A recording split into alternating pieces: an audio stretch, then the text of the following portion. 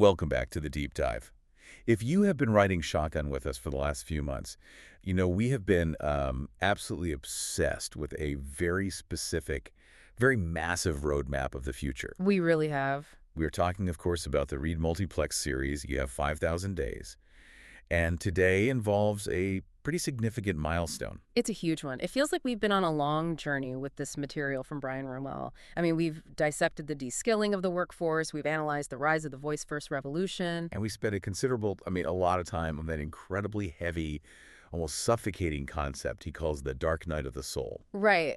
That moment where AI essentially just strips away the job part of your identity. It was pretty bleak stuff to get through. It really was. And honestly, looking back at the last few discussions we've had on this, it's been a little dark. Enlightening, absolutely. Brian Rommel is nothing if not thorough. Oh, unbelievably so. But it has felt like watching a storm front move in. You know it's coming, you know it's going to change the landscape, but you don't necessarily want to be standing in the rain. That is a very fair assessment. I think a lot of the early parts of the 5,000 days theory are, by necessity, about disruption. They are about the end of the world as we know it. Right. But today feels different. We are looking at part 13 of the series, and just the title alone, it gives me a little bit of hope. It's called The Gilded Age, Reclaiming Human Craft in an Age of Abundance. The Gilded Age. I love the play on words there. It's not the Gilded Age of the robber barons. It's the Gilded Age. Exactly. With you. So set the scene for us. Where are we in this grand narrative that Rommel's been building? This is the pivot point. This is absolutely the turn. You have to remember that he structures this entire massive analysis around Joseph Campbell's hero's journey. Okay, yeah. We have had the call to adventure, we have crossed the threshold, and we have been in the belly of the whale. That's the Dark Knight. That's a good way to put it. The belly of the whale. Today, we finally reached the return. The hero has survived the crisis, faced the dragon in this case, the existential threat of AI and automation, and is now coming back home.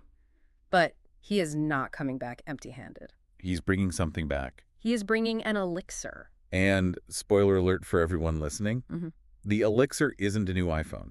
It's not some fancy brain implant. It's definitely not a universal basic income check from the government. No, not at all. The elixir is a blueprint. And what I love about Rommel's work here and what makes it so different from so much futurism is that this isn't just theory. It's a practical architectural plan for society. A new economic operating system. That's the perfect term for it. He is arguing that the solution to a world where robots do all the drudgery isn't to just sit around and wait for a handout. It's a radical return to a system we abandoned over 150 years ago. The Guild. The Guild. Okay, so before we get into men in robes and secret handshakes, because that is definitely where my mind goes when I hear Guild. Mine too, or like a video game or something. Exactly. World of Warcraft. Let's set the stage chronologically. Rommel is talking about a very specific time window here, right? He calls it the abundance interregnum. Correct. We are looking at the window roughly from late 2025 to 2039. That is the 5,000 days. Right.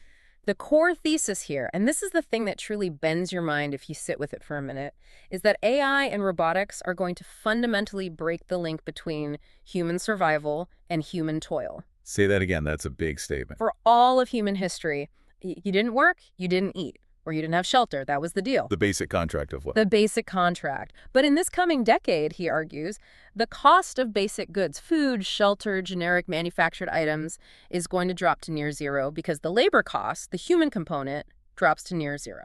Which, on the surface, sounds like an absolute utopia. It does. Until you ask the obvious question, which we have been asking for weeks now.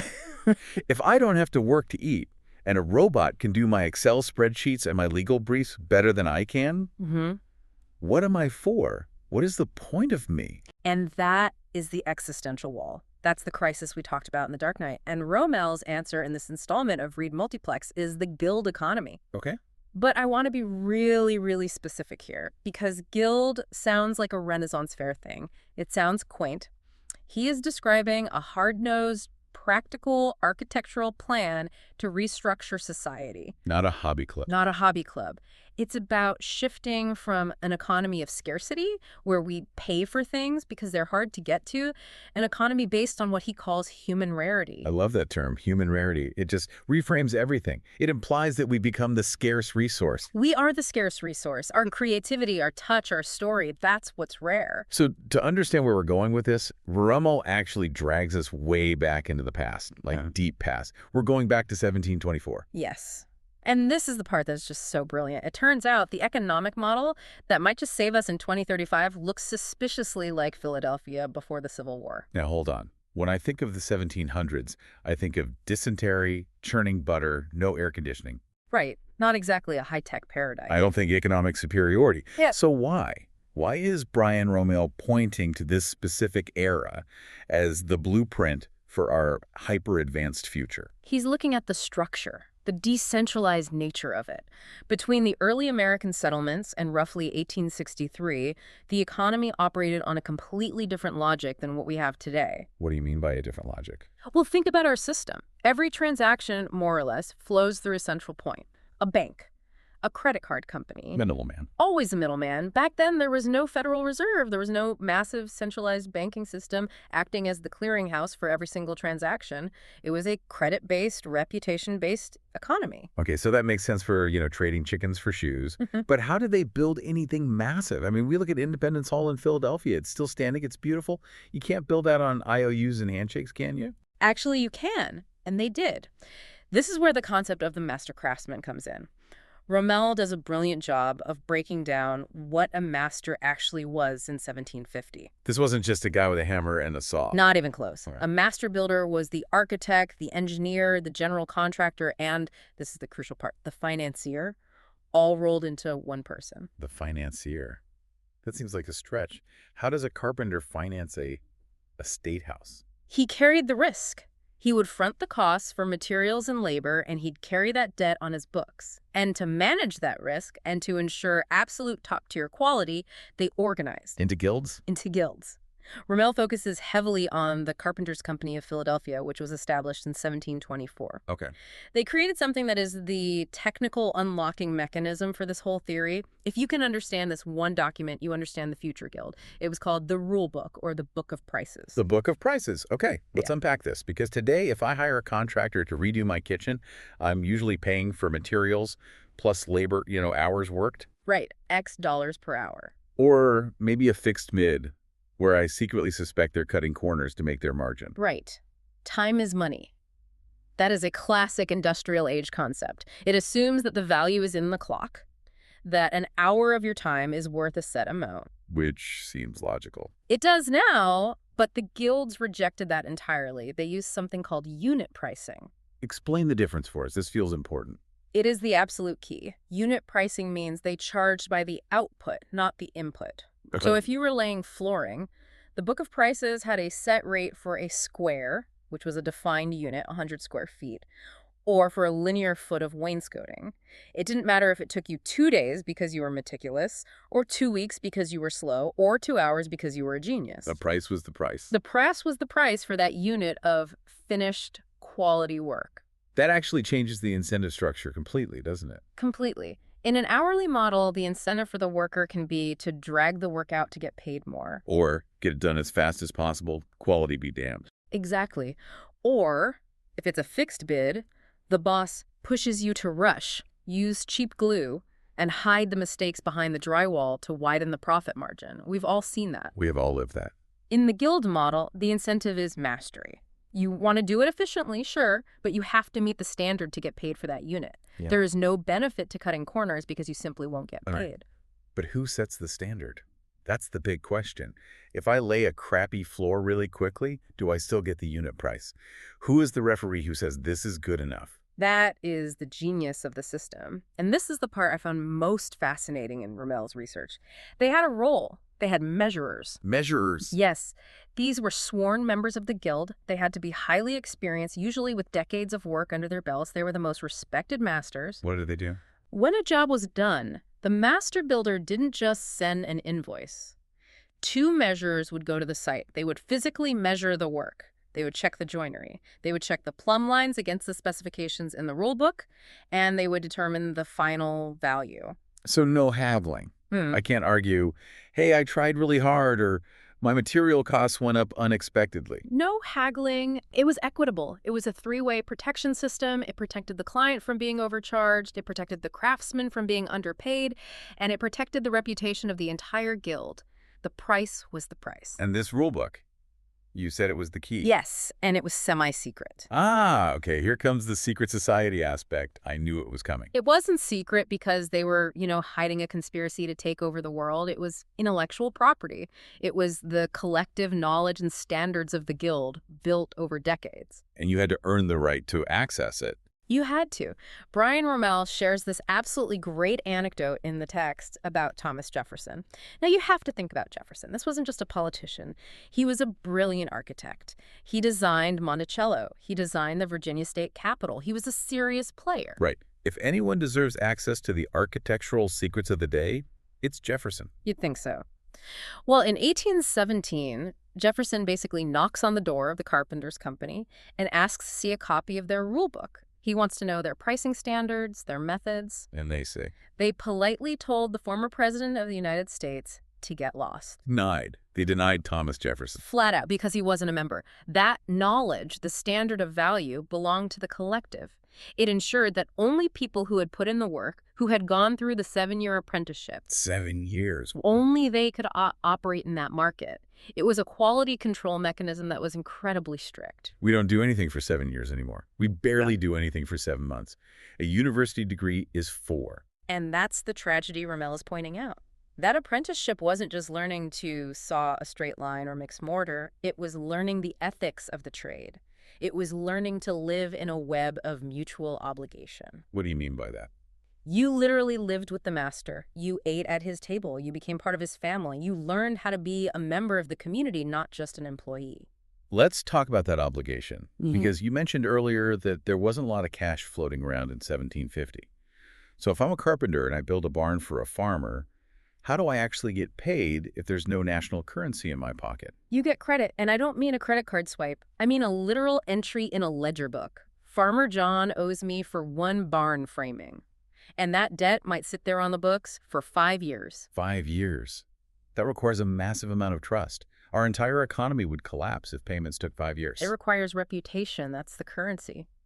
Eventually, Farmer John pays you back in pork or corn, or maybe he helps you clear a field next spring, or maybe he gives you lumber from his woodlot for your next project. Or you trade the debt itself. Exactly. You could take that debt from Farmer John and use it to pay the blacksmith for new tools. It was a relational economy. If you were a jerk, or if you did bad work, or if you stiffed someone, you were exiled from the economy because nobody would trade with you. Your name was your bond, your reputation was everything. So we have this historical baseline. High trust, high skill, unit pricing, decentralized credit. It sounds pretty great, actually. But then, Yeah. 1863 happens. What went wrong?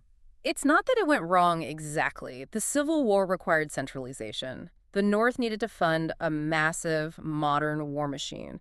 You can't fund a war on barter and local ledgers. You need cash. You need cash. So the government passed the National Banking Acts. They centralized the currency, created the greenback, and established the national banking system we more or less have today.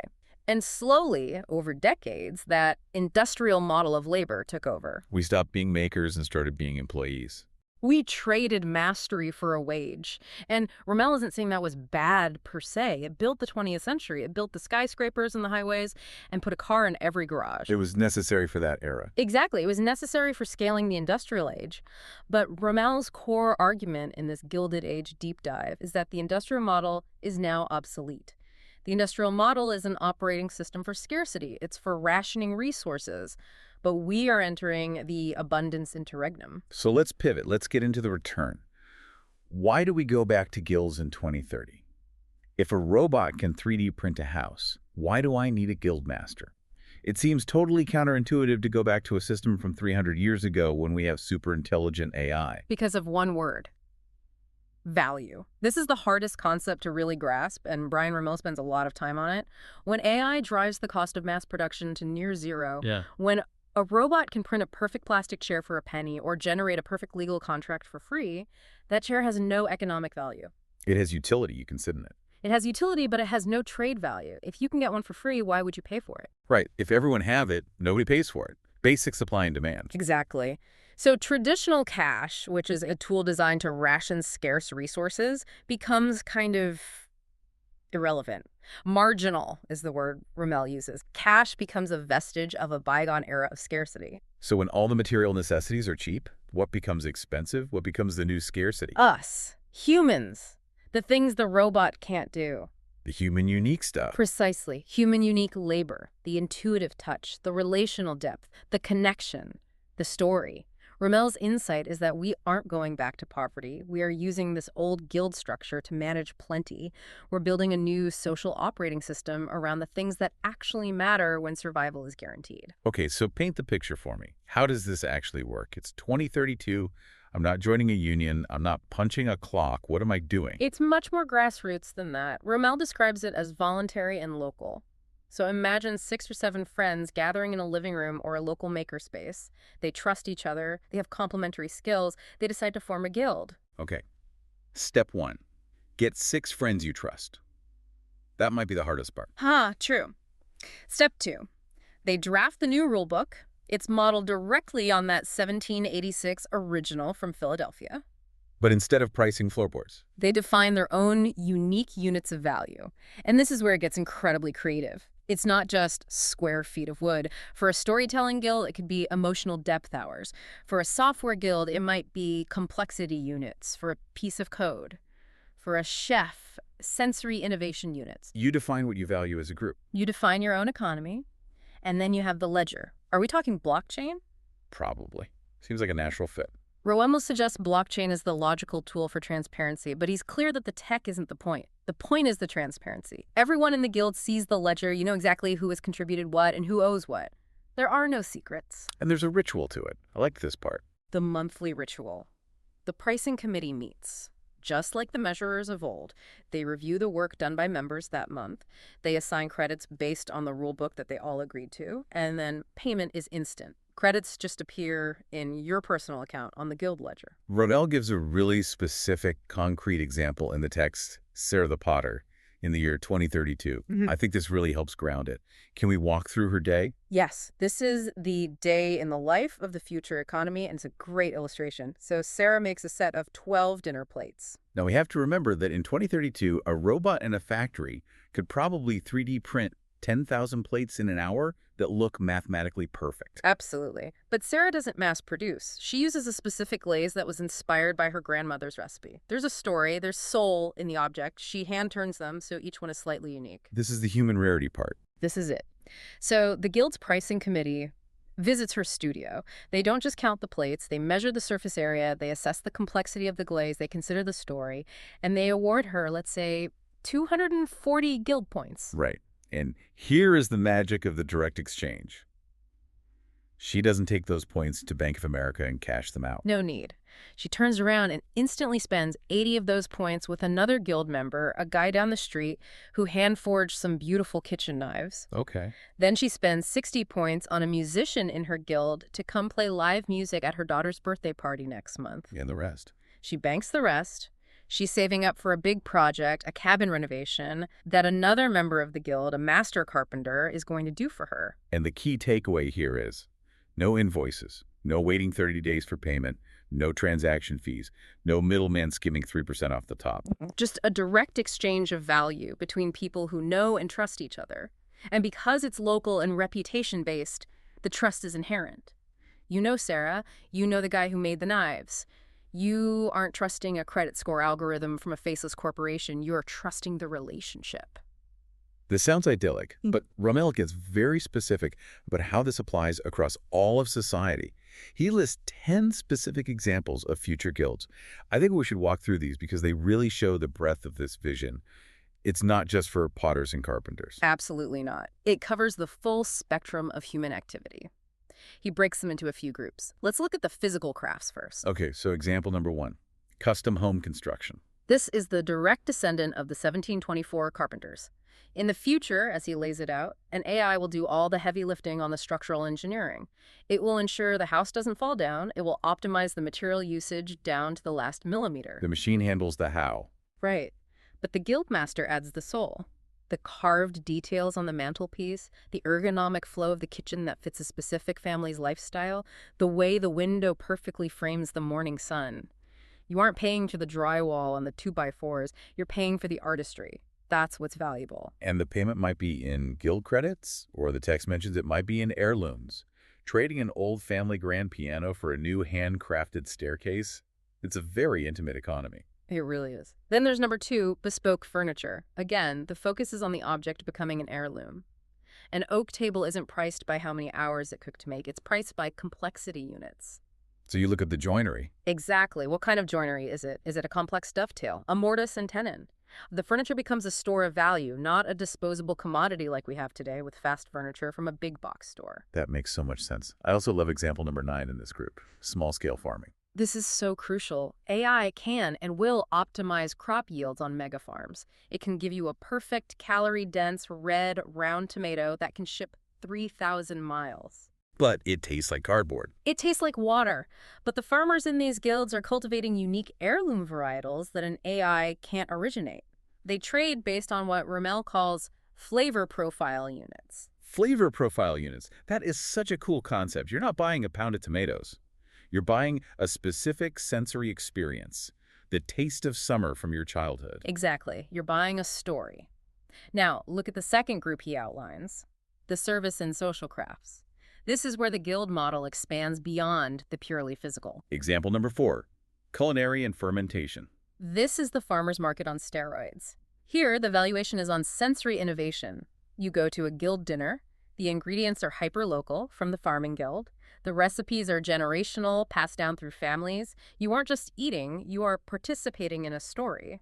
And how do you pay? You might pay the chef with unique spices you grew yourself, or with guild credits you earn from your own craft.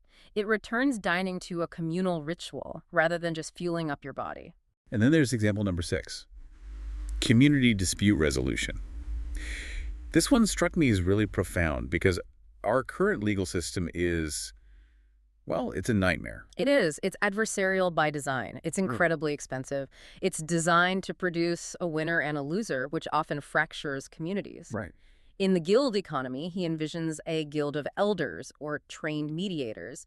Their goal isn't winning, it's achieving relational harmony. And they are paid in credits for the facilitation effort. It's about healing the community rather than dividing it. Imagine resolving a fence dispute with your neighbor not by suing them for $50,000, but by having a respected mediator facilitate a solution where everyone saves face and you can still have a barbecue together next weekend. That's a world I'd like to live in. Yeah. And it's similar for example 7, holistic healing and elder care. This is a perfect human-AI partnership. The AI does the diagnostics. A machine can analyze your blood work or your MRI scan better than any human doctor. It can tell you what is wrong. But the human provides the care. The human does the empathic listening. They provide the touch. They hold the hand. They help you navigate the fear and the uncertainty. That's the valuable part. And the text specifically mentions that widows and orphans are automatically supported in this system. It's built into the code of the guild just like it was in 1724. It's a fundamental part of the charter. Moving to the arts and innovation group. Example 3 is mentorship. Rommel talks about reviving the 7-year apprenticeship, but here, the journeymen, the teachers, are paid for teaching intuitive techniques. You give that amazing example of metal tempering by breath. Right, and that sounds esoteric, but think about it. There are things a master blacksmith knows or a glassblower knows about the material that cannot be captured in data. It's a feeling, it's a rhythm, it's a sense, and AI literally cannot replicate that because it doesn't have a body, it doesn't have breath. So teaching that human nuance becomes high-value work. Incredibly high value. Then there's example 5, live performance. This one is about reaction, about being present. Exactly. An AI can play a piece of music perfectly. It can generate a flawless symphony. But can it improvise based on the specific, unique energy of the room on a Tuesday night? Can it feel the tension in the crowd and break it with a perfectly timed joke or a surprising chord change? No, that's pure human connection. That's emotional depth, and that's what the guild prices. Then you have example 8, symbiotic innovation. This is the ultimate partnership. Humans provide the why, the purpose, the crazy idea, the spark of genius. The AI provides the how. It does the complex modeling, the calculations, the brute force work. And finally, he wraps it all with the safety net. Example 10, crisis mutual aid. This brings it full circle back to the 1700s. If your house burns down or you get a serious illness and can't work, the guild covers you. Not a faceless insurance company that makes you fill out 100 pages of forms and then tries to find a loophole to deny your claim to save money. It's immediate. It's drawn from the entrance fees and the collective investments of the guild itself. There's no bureaucracy. It's just neighbors helping neighbors because they have a transparent ledger of mutual obligation. It's insurance, but it's human insurance. Now, I can hear some of our listeners screaming at their speakers right now. This sounds like a commune. This sounds like socialism. Are we all going to wear gray jumpsuits and share everything? Right. It's an easy conclusion to jump to. But Brian Rommel is very, very explicit in the text. This is not a socialist utopia. He is incredibly firm on this point. In fact, to make the point as strongly as possible, he explicitly invokes Ayn Rand. Which is about as far from socialism as you can get. He calls it the purest form of capitalism. And the distinction is vital. Socialism or collectivism generally involves forced redistribution, a central authority, the state taking from one person to give to another, whether they want to or not. This is different. Rommel argues the guild system is based entirely on voluntary association. You choose to join, you choose to trade, you can leave anytime you want. Nobody is forcing you to do anything. And it honors rational self-interest. That's the objectivist angle. The craftsman offers their skill not because they are forced by some committee to serve the community, but because they enjoy the act of creation and they want to trade that creation for other valuable things. They want the best knives, so they make the best plates to trade for them. Exactly. It's intensely meritocratic. If you make bad plates, nobody trades with you. You fail. There is no tenure in the guild. Your reputation is earned every single day. Rommel also contrasts this very sharply with UBI, Universal Basic Income. A lot of futurists say, well, the robots take the jobs, the government sends everyone a check, and we all sit around playing video games. Rommel hates that idea. He argues, and I think this is a really powerful psychological insight, that UBI fails because it separates reward from effort. And for human beings, that is a disaster. It strips away dignity. It strips away dignity. We need to feel that our effort produces our reward, that our contribution matters. That link is essential for mental health, for self-worth. And the guild system keeps that link. It preserves that link perfectly. You don't get credits for breathing, you get credits for mastery, you get credits for contributing something unique and valuable that other people want. That leads us perfectly into the final section of our deep dives today, the psychological return. Because this whole series, you have 5,000 days, it hasn't just been about economics or technology, it's been about the soul. Deeply. The dark night of the soul, which we discussed in our previous sessions, was fundamentally a crisis of identity.